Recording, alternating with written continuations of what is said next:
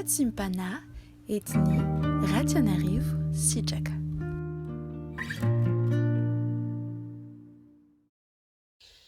Prions. Seigneur Jésus-Christ, merci de nous avoir permis, Seigneur, de nous réveiller ce matin. Merci, Seigneur Jésus-Christ, de nous avoir permis d'être encore en vie, de pouvoir prononcer ton nom, de pouvoir faire, Seigneur, ta volonté. C'est une grâce d'être sauvé, Seigneur, et la foi est un don qui vient de toi. Merci infiniment, Seigneur. Nos mots ne sauraient suffire pour décrire à quel point ce que tu as fait est fondamental, essentiel et précieux. Merci Jésus-Christ de nous avoir sauvés de la mort éternelle, de la séparation avec Dieu ici-bas et aussi dans l'éternité, Seigneur. Et par-dessus tout, Seigneur, merci de nous avoir choisis et élus. En ton nom, Seigneur Jésus-Christ, nous prions. Alléluia. Amen.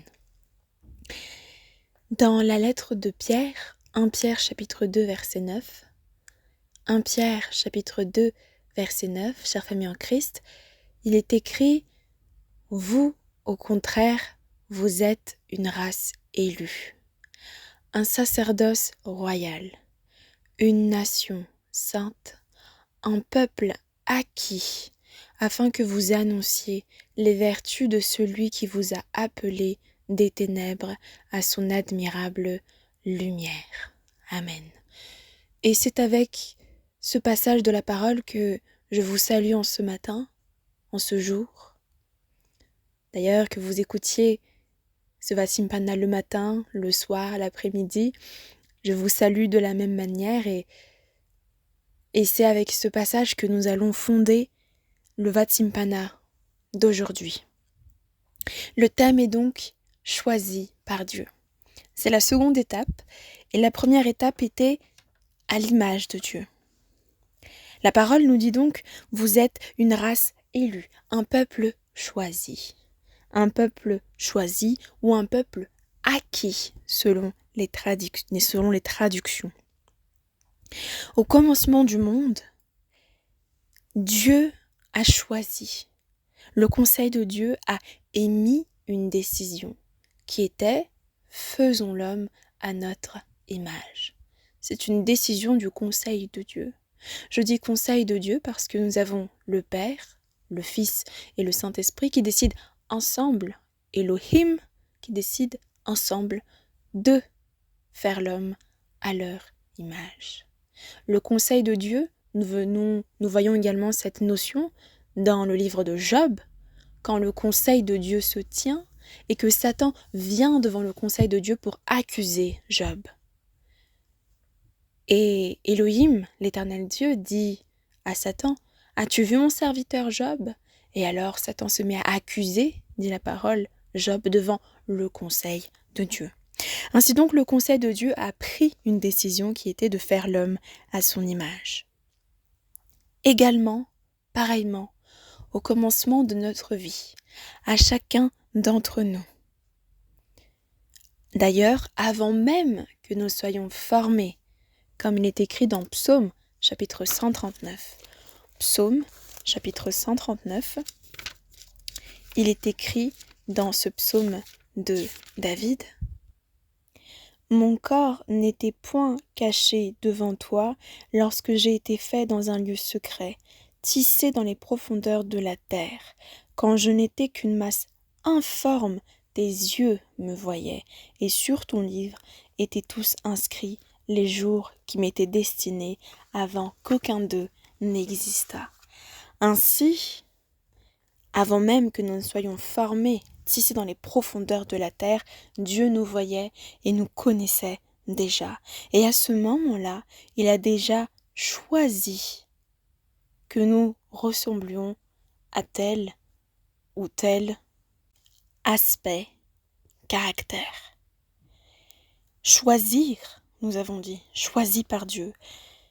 Le choix est l'action de choisir, une décision par laquelle on donne la préférence à quelqu'un ou à quelque chose. Le choix, c'est aussi le pouvoir et la liberté de choisir entre plusieurs parties.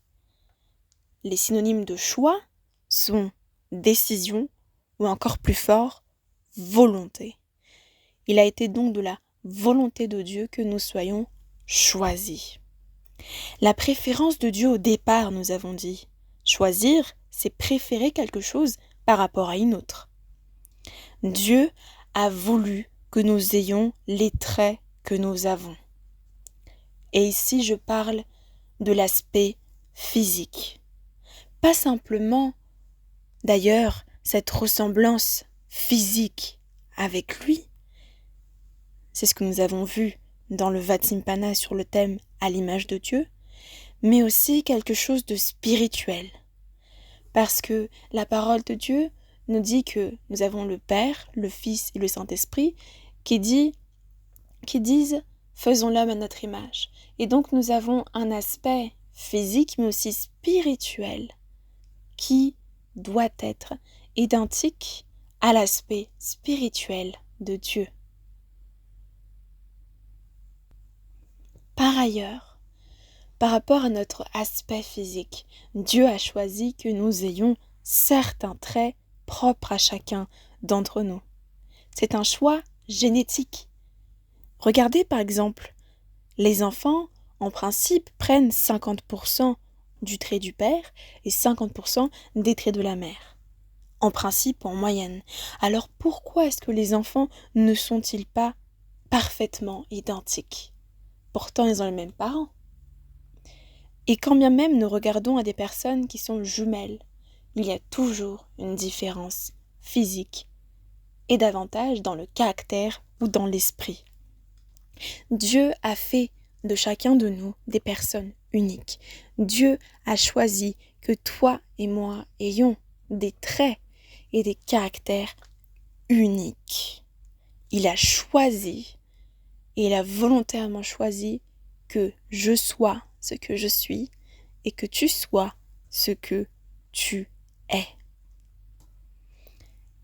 On parle aussi des traits de caractère, et c'est pour cela que dans la parole de Dieu, il est écrit dans la lettre à Jacques, chapitre 1, verset 17, « Toute grâce excellente et tout don parfait descendant d'en haut, du Père des Lumières, chez lequel il n'y a ni changement ni ombre de variation. » Amen.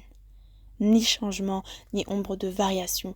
Et c'est une grâce, et c'est un don excellent d'avoir les traits que Dieu a mis en nous, aussi bien des traits physiques, aussi bien spirituels que caractériels. Et remarquez bien que ce soit dans le passage que nous avons lu au début qui nous disait que nous sommes une race élue, un peuple choisi, on nous parle de lumière quand il dit « afin que vous annonciez les vertus de celui qui vous a appelé des ténèbres à son admirable lumière ». Et ici pareil, dans Jacques chapitre 1 verset 17, on nous dit que le Père du Père des Lumières, du Père des Lumières, Dieu est lumière. Et aujourd'hui, il veut nous éclairer sur notre identité. Il veut nous éclairer sur notre importance aux yeux de Dieu, qui est que nous avons été choisis pour être ce que nous sommes aujourd'hui.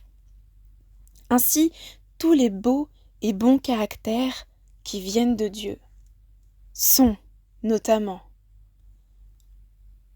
le fait d'être audace, aimant, attentionné, amical, apaisant, bienveillant, combatif, brave, brillant, chaleureux, communicatif, compréhensif, être conciliant, être courageux, cultivé, délicat, débrouillard, être dévoué, digne, diplomate, discret, discipliné, droit, dynamique, économe, élégant, énergique, efficace, enthousiaste, expressif, extraverti, fantaisiste même, flexible, franc, futé, gai, galant, gentil, gracieux, habile, honnête, honorable, humble, imaginatif, inébranlable, influent, ingénieux, intelligent, intrépide, jovial, joyeux, juste et loyal, être leader, être naturel, être mélomane, être meneur, être modeste, méthodique, minutieux, être obéissant, être objectif, observateur, optimiste, organisé, ordonné, être original, être ouvert, pacifique, paisible, passionné, être patient, être pensif, être persévérant, être perspicace, être persuasif, pétillant, poète, être ponctuel, être précieux, être précis, prévoyant, protecteur, prudent, pudique, être raisonnable, être rapide, être rassurant, réceptif, être reconnaissant, réfléchi, être résistant, être respectueux, responsable, rêveur, être romantique, sage, sensé, sérieux, serein, serviable, simple, être sociable, soigneux, solidaire, souriant, spontané, sportif, être stable, être surprenant, être tenace, être tendre, être tolérant, être tranquille, être travailleur, être valeureux, vif, vivant et vrai. Tout autant de beaux et de bons caractères que nous avons, qui ont été plantés en nous, ou que nous avons donc naturellement à la naissance, ou que nous avons acquis avec le temps. Et je crois que nous avons tous au moins un bon et beau caractère de tout ce qui avait été cité. Ainsi, la clé de ce jour, chère famille en Christ, la clé de ce Vatimpana qui est d'être choisi par Dieu et que vous êtes précieux. Et ces caractères que je viens de citer sont tous précieux, les uns autant que les autres. Ils sont l'empreinte de Dieu en vous. Ils sont son identité, son amour, sa lumière, sa bienveillance, sa perfection en vous. Et quand vous luttez donc avec des mauvais caractères qui sont certainement contraires de tout ce qui a été dit, alors priez et demandez au Seigneur de retirer les mauvais caractères et de vous remplir de ces bons et beaux caractères qui viennent de lui pour qu'il les fasse grandir et se perfectionner. Ainsi, si nous faisons cela, nous ressemblerons davantage à Jésus-Christ de Nazareth, parfaitement à son image, et que nous soyons donc ce peuple définitivement choisi et acquis. Prions. Seigneur, nous croyons que tout don excellent, tout beau et bon caractère ont été choisis par toi, viennent de toi et ont été plantés en nous. Je prie Seigneur pour que chacun de ces caractères que nous venons de citer, qui sont de bons et beaux caractères qui viennent de toi, des caractères célestes, forts et puissants Seigneur, soient plantés en nous, si ce n'est pas le cas. Et s'il y a des caractères Seigneur Jésus-Christ, des bons caractères que tu as semés en nous, mais qui ont été enfuis dans la terre, ou encore qui n'ont pas encore prospérer comme tu le souhaitais, Seigneur. Je te prie de faire sortir ces caractères et que nous manifestions parfaitement ton identité, Seigneur Jésus-Christ. Je crois, Seigneur, que tu nous as choisis pour manifester ton identité, pour manifester tous ces caractères que nous venons de citer. Car ta parole dit, Seigneur, justement, dans ce que nous avons lu aujourd'hui, c'est que nous sommes une race élue, un sacerdoce royal, une nation sainte, un peuple choisi, un peuple acquis. Pourquoi ?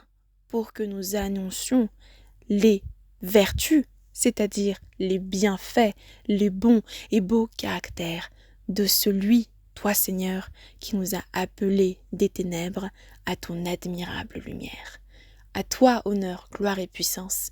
À nous Seigneur, cette identité et la manifestation de toutes tes vertus. Alléluia. Amen.